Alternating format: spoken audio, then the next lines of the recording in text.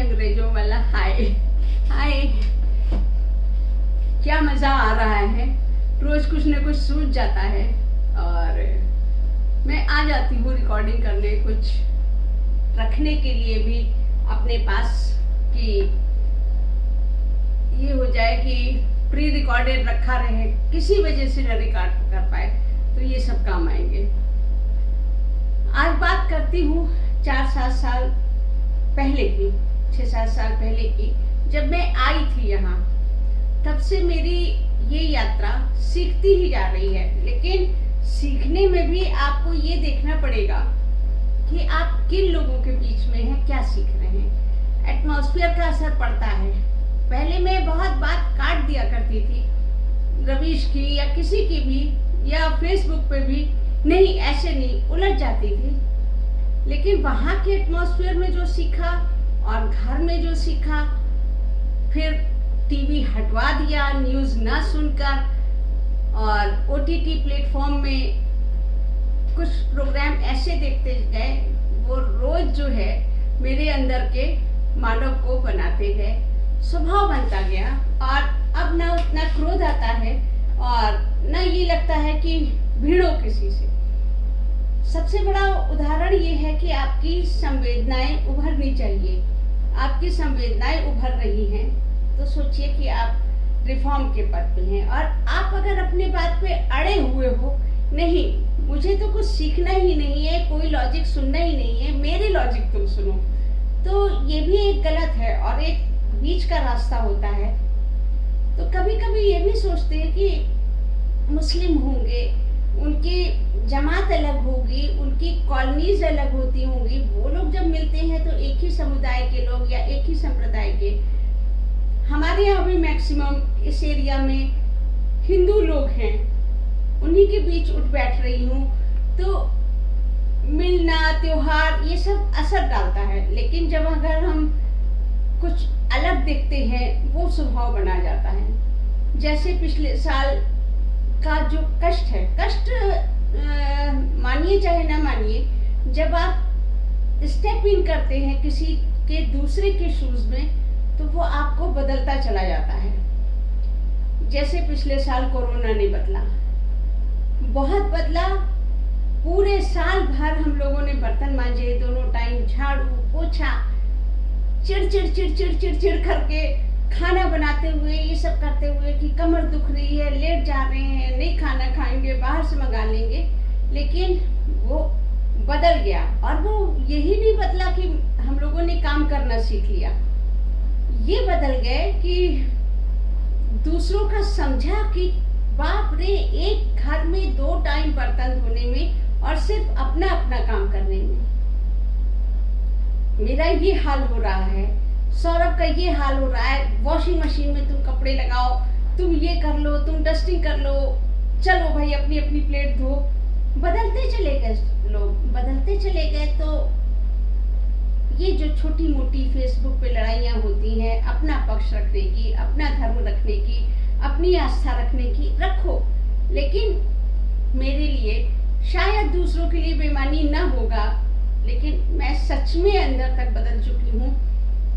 उसी सीरीज में जैसे कोरोना ने बदला, काम किया, काम वाली के प्रति एटीट्यूड बदला, कुछ बेसिक नेचर भी होता है, रूट भी होता है, और कुछ परिस्थितियाँ बदल देती हैं। हमको समझ में आने लगता है कि दूसरों का दुख क्या है, दूसरों का कष्ट क्या है। अभी जैसे हम लोग डिस्कवरी प्लस पे एक प्रोग्राम देख रहे थे, वो प्रोग्राम था, वही हमें लगता है कि क्यों नहीं हम लोग इस तरह के प्रोग्राम देखते जाते हैं जो हमको और मानवतावादी बनाते जाएं। कुछ तो प्रैक्टिकल करके, कोरोना काल की तरह, या जैसे हॉस्पिटल में भर्ती हुए, 10 दिन सिर्फ ऑक्सीजन मास्क लगा था, उसी सिलेंडर के सहारे मैं सांस ले रही थी। तब भी दिन रात यही दिमाग में उठता था, छोटी छोटी बातों पे लड़ना। यहाँ जान पे बनी हुई है, ऑक्सीजन मास्क उतनी ही देर हटाया जाता है जितनी देर चाय सर्व की जाती है। 10 दिन वो अस्पताल में सिर्फ एक कमरे में रहते रहते मैं थी सबमिसिव, लेकिन और हो गई, बदल गई, क्योंकि वहाँ एटमॉस्फेयर देखा, नर्सों का रोना देखा, घर नहीं जाना देखा, प्रैक्टिकल अनुभव देखा। उसी तरह से आजकल हम लोग डिस्कवरी प्लस पर एक IRT प्रोग्राम देख रहे थे, आइस रोड ट्रकर्स। तो ये एक चैलेंज था ट्रक चलाने का। संभ्रांत क्लास के लोग थे, उनमें से एक बहुत ने देखा होगा, मंदिरा बेदी, शांति वाली, एक वरुण शर्मा और एक संग्राम सिंह। ये डिस्कवरी प्लस पे प्रोग्राम आ रहा था, IRT आइस रोड ट्रकर्स। उन लोग को ट्रक दी गई थी 1200 किलोमीटर ट्रक चलाने की पहाड़ी में, और 10 एपिसोड का प्रोग्राम था। मनाली से शुरू हुआ था और पाकिस्तान बॉर्डर, चाइना बॉर्डर पहुंचते हुए पैंगोंग तक जाना था उन लोग को। और कैसी रोड थी, कहाँ खाई थी, रोड बनी नहीं थी, पत्थर थे, उस पे ट्रक चलाना, आबादी नहीं है, पानी के बीच में, इतना खतरा। वो हम लोग रोज देख रहे थे एक एपिसोड। उन लोग की ट्रक जरा से किनारे होती, साथ में एक हेल्पर दिया था, ट्रक ड्राइवर, वो गाइड करता रहता था, बाएं बाएं बाएं, दाएं दाएं दाएं। तो वो करते हुए जान हम लोग की सूख रही है और मुंह लाल हुआ जा रहा है उन लोग का। मंदिरा बेदी, वरुण शर्मा और संग्राम सिंह कुश्ती का जाना माना नाम है। मंदिरा बेदी को जानते हैं, वरुण शर्मा भी जो है उसमें है, मूवीज में आता है, और देखेंगे तो शायद पहचान जाएंगे। रेकमेंड करूंगी ये प्रोग्राम। और 10 दिन में फिर हम लोग चेंज हो गए। वो ट्रक वालों का चलाना, इतनी सर्दी में 18,000 फीट की ऊंचाई तक ये लोग गए थे। चैलेंज, उनके बीच में 3 लोगों के बीच में मंदिरा बेदी सिर्फ एक मात्र लेडी, तीनों के साथ ट्रक ड्राइवर्स थे। वो लोग गाइड करते रहते थे, बाएं काटना है, दाएं काटना है। अब कन्वॉय निकल रहा है मिलिट्री का, उससे भी आइडिया हो रहा है कि 18,000 फीट की ऊंचाई पर जो मिलिट्री रहती है किस हाल में रहती है, कैसे जाती है। जैसे लग रहा था कि एक अनुभव करा दिया उन लोगों ने। इतने बड़े स्क्रीन पे कितनी बार देखा मंदिरा बेदी को स्टीयरिंग पे सर टिका के रोते, नहीं हो रहा है मुझसे, नहीं हो रहा है, मैं भी इंसान हूँ, अब मैं भी इंसान हूँ। उधर मंदिरा बेदी रो रही है, इधर हम तीनों भावुक हुए जा रहे हैं। बड़े बड़े हम टाइप के लड़के जो किसी को भाव नहीं देते हैं, उन्होंने शायद अपनी जिंदगी में बहुत कुछ बदल लिया होगा। और देखिएगा प्रोग्राम, वो किस तरह से वो ट्रक चला के ले गए हैं। और ट्रक भी कोई खाली नहीं थी, 10-10 टन, 5-5, 8-8 टन सामान लदा हुआ। फिर कहीं से उनको और जानते हैं किसको, कभी किसी मस्जिद के लिए सीमेंट पहुंचाना था दूर इलाके में, तो वो आपने नाम तो सुन ही रखा होगा, वैसे मनाली का तो सुना ही है, लेकिन तुर्तुक पंजाब बॉर्डर है, पैंगोंग चाइना बॉर्डर है, खारदुंगला ये सब चाइना बॉर्डर है। वहाँ ज्यादातर सब चाइनीज टाइप के वो लोग बोलते हैं। कुछ लोग पाकिस्तान बॉर्डर पे कह रहे थे तुर्तुक में कि हम लोग 72 में उसको अपना इंडिया में शामिल किया गया था तुर्तुक को, उससे पहले वो पाकिस्तान में था। लेकिन वहाँ के निवासी कह रहे थे हम लोग सोए तो थे।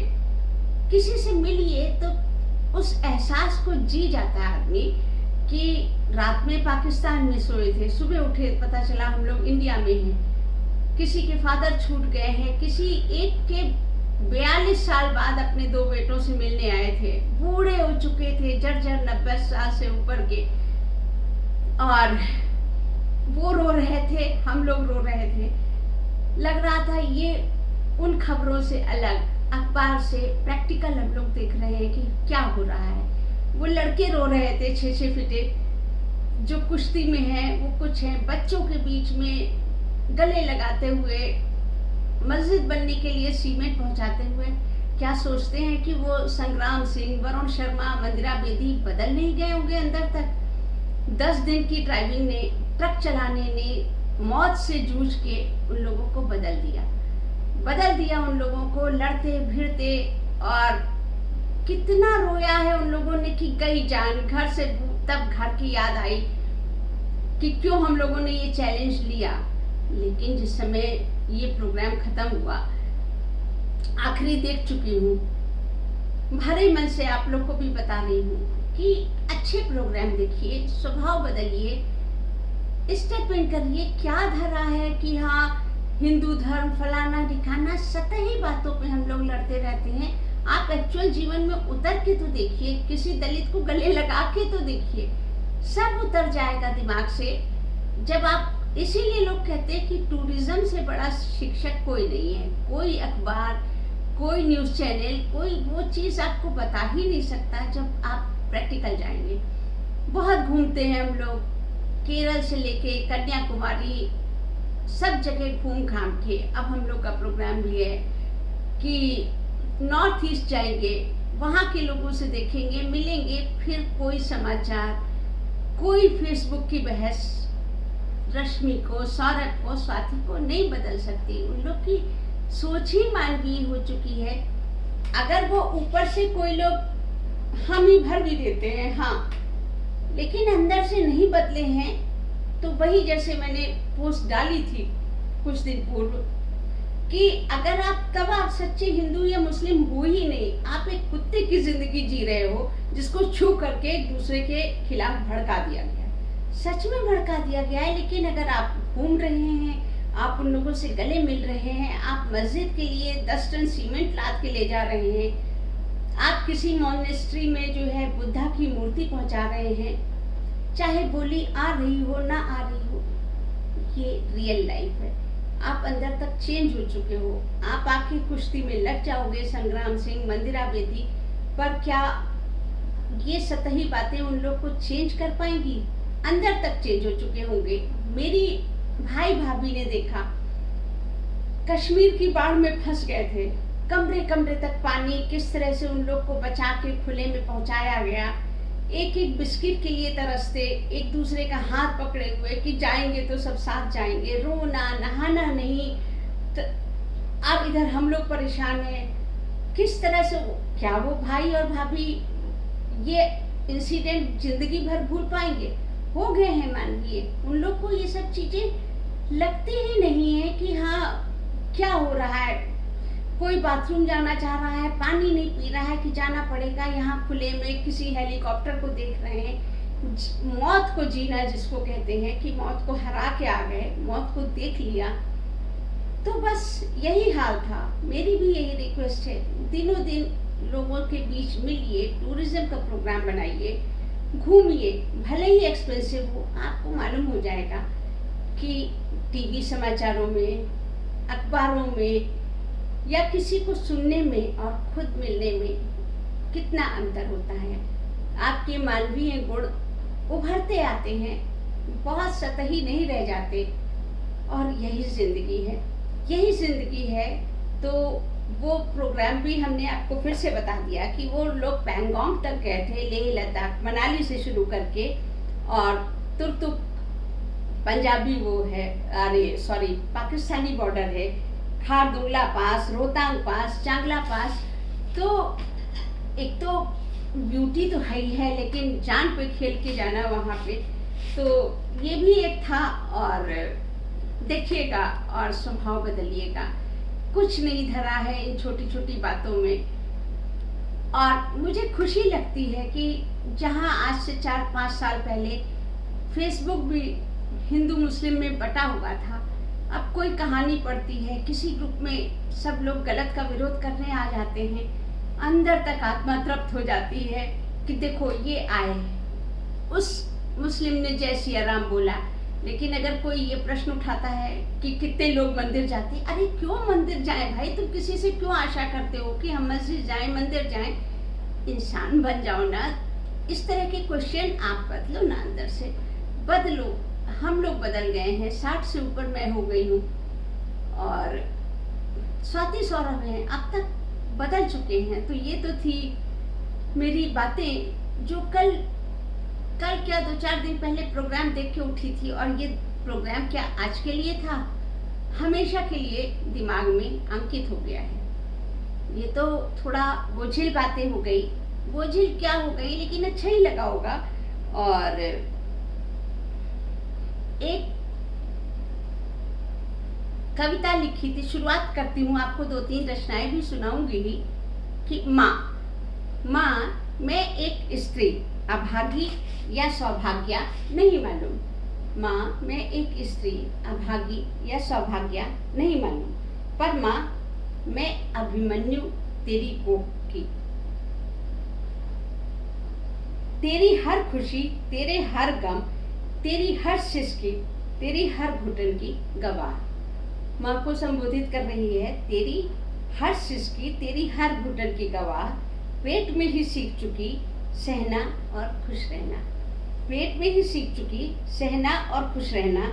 इस बार पिता नहीं सिखा रहे थे, माँ तू ही थी जो अपनी अनकही कहानी मुझसे कहती जा रही थी। माँ तू ही थी जो अपनी अनकही कहानी मुझसे कहती जा रही थी, और मैं एक मूक श्रोता सहमति में तेरे पेट में लाते चला रही थी। इस जीवन चक्रव्यूह के बारे में सब कहा तूने मुझसे, तेरे दुख, उससे निकलने के रास्ते, और मैं सुन रही थी, और मैं सुन रही थी, गुन रही थी अपने वास्ते। माँ पर तू सो गई, माँ पर तू सो गई अंतिम व्यूह की कथा से पहले। अब मैं हर व्यूह को पार करती चली जाती हूँ, पर चक्रव्यूह से नहीं निकल पाती हूँ। ध्यान से सुनिएगा कि अब मैं हर व्यूह को पार करती चली जाती हूँ, पर चक्रव्यूह से नहीं निकल पाती। तू सो गई थी ना, कैसे निकलूं अंतिम द्वार से, क्या अभिमन्यु बनकर। तो कविताएं कभी सीरियस कभी कुछ लिखते ही रहते हैं। और अब मेरी दूसरी कविता सुनिए, तीसरा नेत्र। तीसरा नेत्र, यूं तो मैं 4 नेत्रों वाली हूँ, पर 3 नेत्रों की कामना लिए तपस्या कर डाली। और वर मांगो के प्रश्न पर वर न मांग, और वर मांगो के प्रश्न पर वर न मांग, तीसरे नेत्र की फरमाइश कर डाली। तथास्तु कहते ही कोई अंतर्ध्यान हो गया, तथास्तु कहते ही कोई अंतर्ध्यान हो गया। शायद नहीं चाहता था कि तीसरा नेत्र खुलते ही वो भस्म हो जाए। मैंने अपना मस्तक टटोला, पर न था वहां कोई तीसरा नेत्र। ईश्वर को झूठ कहने की हिम्मत न हुई। कैसे पता चले कि अभिलाषा पूरी हुई, कैसे पता चले कि अभिलाषा पूरी हुई। अंगड़ाई लेकर बिस्तर छोड़ा ही था कि ढीठ की तरह मेरी मित्र हाजिर हुई। लगा काश तीसरा नेत्र होता तो ये तो थी गई, लगा तीसरा नेत्र होता तो ये तो थी गई। मैंने अपने नेत्रों पर बाकी नेत्रों को चढ़ाया। अरे मित्र का दिल, फिर दिमाग नजर आया। ऊपर से हंसती, अंदर ही अंदर सुलगती मेरी मित्र सामने थी। 5वें तीसरे नेत्र की बानगी थी। उसके दिमाग में जो खिचड़ी पक रही थी वो मेरे सामने परोस रहा था। उसके दिमाग में जो खिचड़ी पक रही थी वो नेत्र मेरे सामने परोस रहा था। बल्लियों उछलता दिल वरदान की कीमत तोल रहा था। तो मित्रों और मित्राणियों, ये तीसरा नेत्र शिव का नहीं है। तो मित्रों और मित्राणियों, ये तीसरा नेत्र शिव का नहीं है, स्त्री का है, रश्मि का है, जो हर आए गए को अब देख पा रही है, आगे ही नहीं अंदर से भी। जरा सोच समझ के सोचिएगा, जरा सोच समझ के सोचिएगा, वरना फल आप ही भोगिएगा। तो सुनाते जा रहे हैं और सुनते जाइए। फ्री टाइम होगा जब भी किचन से, काम से, स्कूल से आके एक एक करके, ये तो रिकॉर्ड हो गया, सुनते रहिएगा। और एक तीसरी और अंतिम, बस करो ना अतीत का रोना, भावनाओं को खोना। बस करो ना अतीत का रोना, भावनाओं को खोना, कदर ना होना। तुमसे कह रही हूँ, तुमसे कह रही हूँ, हाँ हाँ तुमसे भी। माना स्त्री हो, कोमल थी, बन गई ना कठोर। माना स्त्री हो, कोमल थी, बन गई ना कठोर। रख दिए ना सत्य के धरातल पर पाँव,